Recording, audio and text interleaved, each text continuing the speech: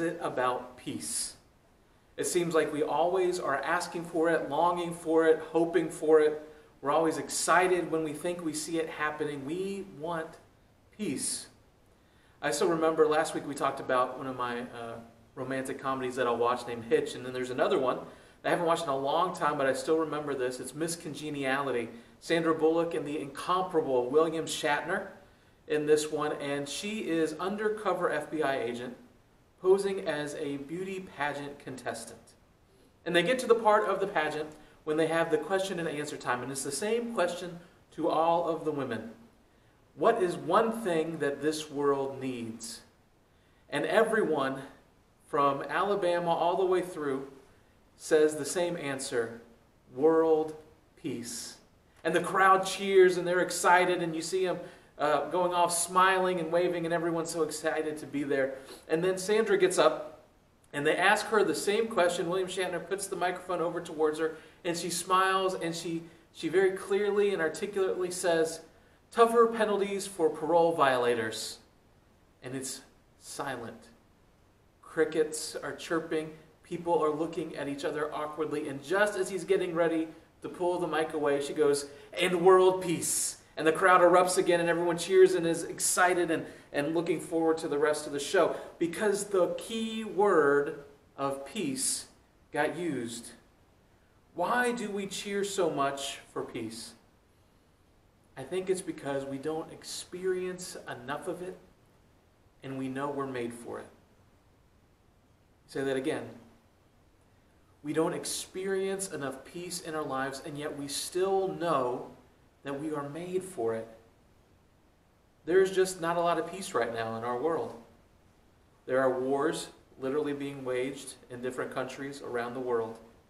We have people serving to protect lives all over the place. We have political unrest, social distrust, even in our own country.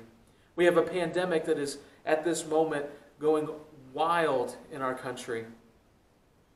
And then we have all of the things that happen because of that, and the ways that we're dealing with it and not dealing with it, and the economic things that causes, and the other stuff that causes, and the education breakdowns, and sports teams aren't doing what they're normally doing. All of this stuff is happening, and I don't know about you, but at the same time that everything quote-unquote shut down, my life became more hectic and more stressful and more of all of this stuff.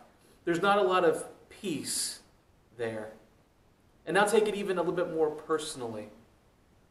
Are there any things going on in your life right now that you can honestly say are not peaceful, that are taking peace away from you? Maybe there are places where you're just completely exhausted. You are burned out. Maybe there are places where you're just anxious all of the time. There's just some things that the worry goes and your brain can't shut down, and it's hard to sleep sometimes at night, and you're just anxious, and even catching your breath can feel like a hard thing to do. Or maybe you're just completely overwhelmed or completely confused by something that you're facing. And in the midst of all of that, there's not a lot of peace. Because we believe, at least we hope, that how things are not how they're supposed to be, right? This isn't what we were designed to live through, was it? This isn't what we're supposed to. This isn't the best that it gets, is it? And so we want to see something different. We want to see peace, not just for us, but all over the world. And so enter this season of Advent as we head to Christmas. It is the season of peace. We use this time to point to when Jesus came for the first time a few thousand years ago in a small town in Israel.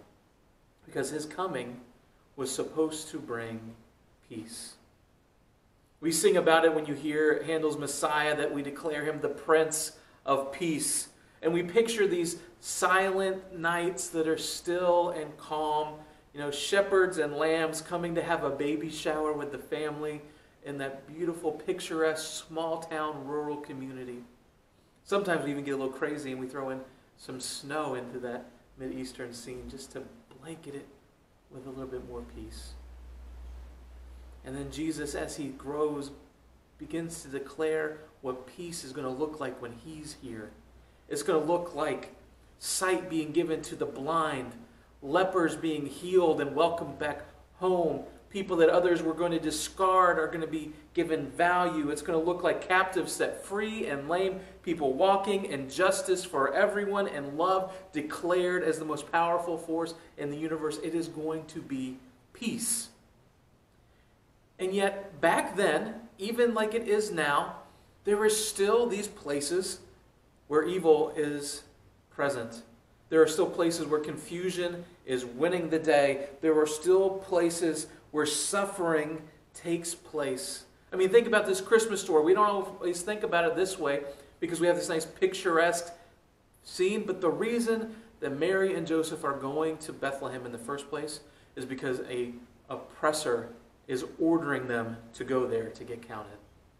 They get there and there's no room for them, and so they have to live in squalor for the night, literally where the animals stay.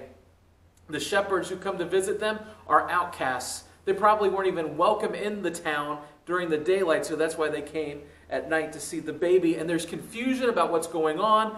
It's not like everyone suddenly saw these signs or a star in the sky and said, this is the one we've been waiting for. They still went on about life like always, just wondering what was happening. And that doesn't even get to the smells that had to be going on where Jesus was born. So what gives? The people that Peter writes to in 2 Peter were asking that same question. What is going on? They had seen or heard and believed about what it meant for Jesus to come and bring peace, and now they were waiting for him to come again and finish the job. Finish out what he said he had come to do, but they didn't understand what was taking so long. Why hadn't he come back yet? What was going on? Had God forgotten about them? And so Peter writes to them, and he gives them really a two-part answer to the question of what is going on. And the first part comes in verses 8 and 9 that you may have heard earlier. Don't forget this one thing, friends. When the day of the Lord is like 1,000 years, and 1,000 years are like a day. The Lord is not slow in keeping his promise, as some understand slowness. He is patient with you, not wanting anyone to perish, but everyone to come to repentance. In other words, God has not abandoned you. God has not forgotten you. You didn't go out on a date with God and he went up to go to the restroom and 25 minutes pass, 45 minutes pass, an hour pass, and he never comes back, and he leaves you with the awkwardness of having to pay for the bill and describe to your friends what happened and walk out with less people than you walked in with. That's not what's happening. God is not doing that. God is being patient with you, and his patience is gracious. He's patient with you and with everyone because he wants as many as will, because it's available to everyone. He wants as many as will to come and connect with him, to be made right with him, to know him and have a relationship with him. And he will take as much time as he can in order to do that. He doesn't want to cut anything short. He wants to give everyone the opportunities, and that is why he is waiting. He hasn't forgotten. And he's going to come again. And the second part of the answer is this. Not only is he coming, but the second time he comes is going to be like the first. The first time that Jesus came at Christmas time, people were not ready. They weren't expecting it. God had been quiet for so long that they didn't know what was happening. And it wasn't like everyone was just waiting. Okay, today is the day. It's not like we do. We've got due dates and we're like, we know this child's coming. We all get excited. That wasn't happening around the world and around the country at the time. It's going to come in like he describes it here, like a thief in the night. And the heavens will disappear with a roar. The elements will be destroyed by fire, and the earth and everything in it will be laid bare.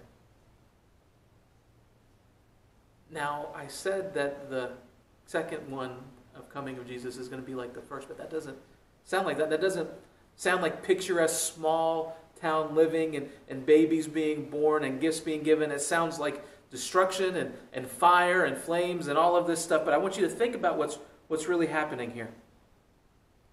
The imagery seems different, but it's not something to be scared of like we want to often try and do when we want to scare people to accept this or whatever. That's not what's happening. What's happening here is Jesus is coming to bring peace, because Jesus is coming to make things be as they're supposed to be.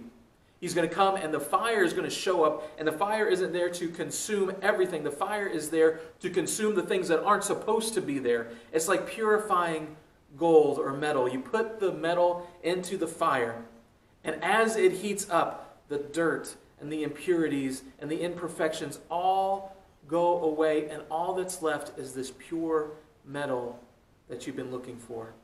The same thing is happening here with the whole world. All of the evil and the suffering and the confusion and the anxiety, all of those things that we know really aren't supposed to be here, they are going to go away, and all that's left are the things that are supposed to be, the things that were meant to be, the things that we long for. I mean, that's what being laid bare is really talking about. At this moment, there's nothing that's going to be around that's not supposed to be around, and everything is going to be seen for what it truly is. Can you imagine the freedom in those moments when there is no guessing, there's no wondering, it's all clear? You see, peace started when Jesus came those 1,000 years ago, and peace will be completed when he comes again. And so the people that Peter is writing to then have this follow-up question that he knows in his mind they're going to ask, and so he asks it for them. It's the same question I would ask. So what do we do now? And his answer can be summed up in this phrase. While you're in between, practice peace in the present.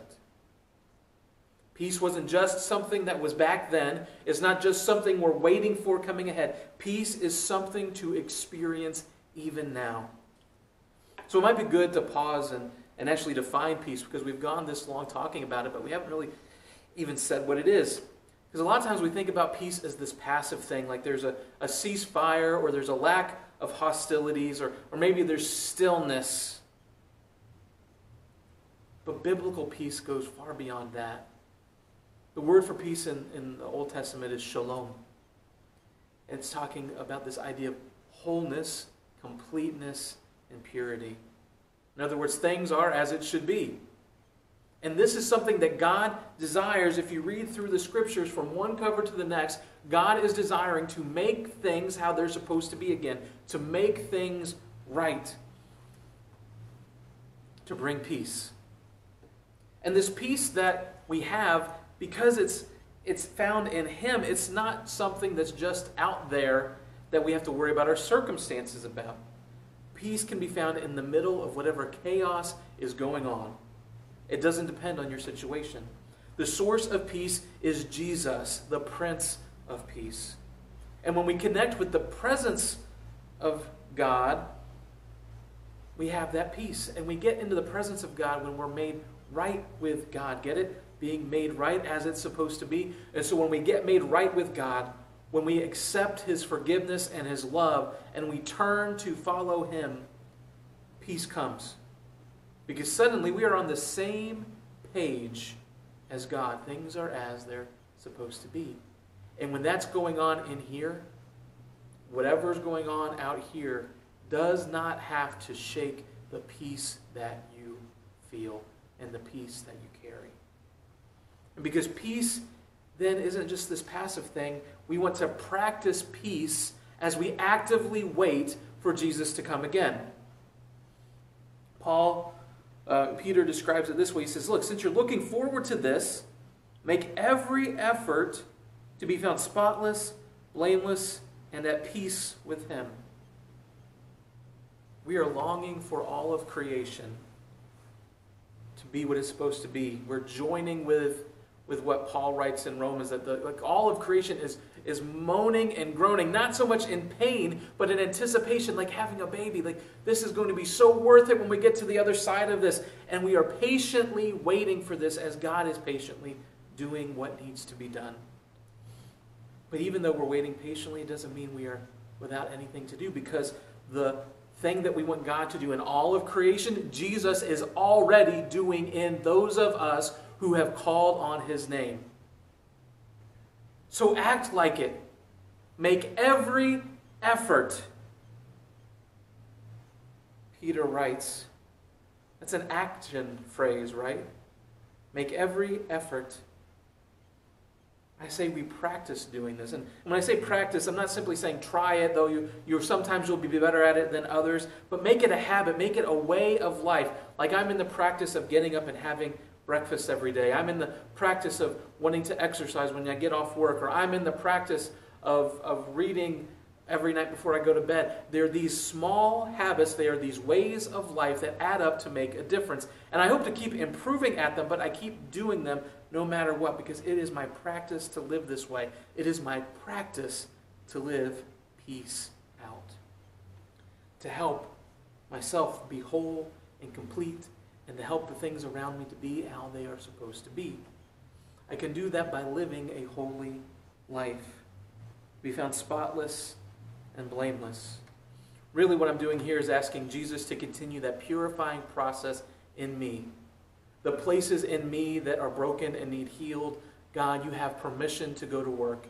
The places in me that are broken and evil or unnecessary or aren't supposed to be there, God, help to take them away so that I can perfectly love you and perfectly love others with all my heart, soul, mind, and strength. Sin and death do not have to have control over me anymore. I can be surrendered to you, Father. And the more I'm in that place, the more I get to be in the presence of Jesus. The more peace I get to experience no matter what's going on around me. So I live wholly to practice peace as I actively wait. But it's not just what's going on in here with me. It's how I live that out for other people. So I not just experience peace, but I'm called to make peace. I want to show up where Jesus is already working. I want to be in his presence wherever I can. And it's no secret that the mission that Jesus came to do before, when he brought peace the way he did back then, is what he's still doing now. Jesus is still showing up where people are hungry and where they're thirsty and where they're imprisoned and when they're in hospitals. He's bringing healing and bringing hope to people who are lost. He's rescuing those who are homeless. He's bringing families together. He is restoring souls. He is still doing all of these things, and he invites us to join in doing it too. So if you want to make peace with people, help people have lives as they are supposed to be lived. So seek wholeness by breaking cycles that are destroying lives. Some of you come from families where cycles of violence or abuse or putting each other down and emotionally attacking each other have literally ruled in your families for generations. If you want to have peace, you can start to make peace by breaking those cycles. Sometimes you realize that they're in your families. Sometimes there's cycles that are going on in our communities, in our country, and in our nation. What are you doing about it? What are you doing through the power of God about it? Make things as they're supposed to be. Make things as they're supposed to be by helping yourself and others experience what health really looks like. To be whole, emotionally and mentally and physically and spiritually. You see, God's not just interested in a part of you. He is interested in all of you. He has created all of you on purpose. So how can you find ways to discover and live and experience all of that? How can you have peace? Compassion and justice help us discover what peace looks like today, because it's what it's supposed to be. Maybe for some of us, the call for peace seems so out of reach because the things that we're facing seem so big and so hard, and things are scary, and we're worried about what it'll look like, and we don't know what will happen if we mess up, and all of these things just play around in our mind over and over and again. We need to remember something. Take a deep breath. As you make every effort, don't forget to breathe and be patient. Jesus is coming. He's coming for all of creation. He's coming to make everything right as it's supposed to be. And it's probably not going to happen on your timetable, and it probably won't look exactly how you think it will look, but you can still be a part of it. And you can be a part of it coming even now. Because God is patient so that everyone will have a chance to be made right with him. So when you feel lost, remember, you are loved. When you feel overwhelmed, remember that there is a way that actually brings life. When you feel alone, when you feel anxious, when you feel like you don't know what to do next, remember, you can get into the presence of God right now. And there is peace in that presence. You can actively wait as you practice peace today. God has not forgotten you. He longs to connect with you. And His presence can bring peace to your life no matter what circumstance you find yourself in. Let's pray. God, today as we point ourselves back to you, remind us again what it looks like to live as people of peace. To surrender to you in a way that we get to draw close to you. To let you do what we wish you do for the rest of the world, which is to make things right in our own lives. To take away the things that don't belong and leave those things that are from you. Lord, help us to be people who don't just want peace, but help to make peace. To follow and find where you're working in the world and to join in that work. To be open to helping set people free. To heal those who are hurting. To let people who feel abandoned know that they are beloved.